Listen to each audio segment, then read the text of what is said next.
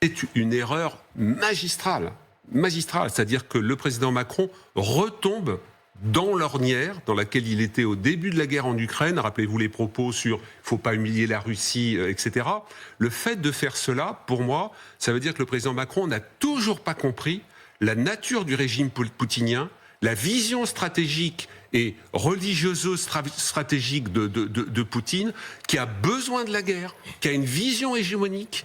Et le fait de faire ce type de démarche, c'est d'une certaine façon apporter la soupe à un personnage et à un régime qui est notre ennemi.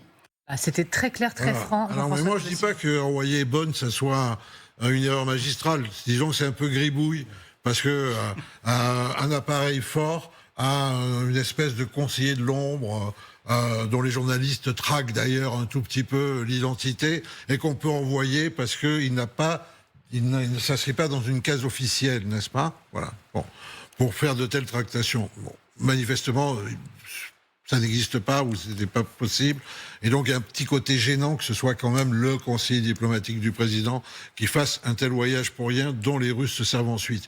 En revanche, je pense que Macron a parfaitement compris, il a fini par comprendre qui est Poutine, d'où les termes qu'il a employés, a raison, et que, en fait, Poutine a compris aussi que Macron avait compris qui il était, mais veut le traiter par-dessus la jambe, très précisément, pour ne pas avoir affaire à cette épreuve de vérité.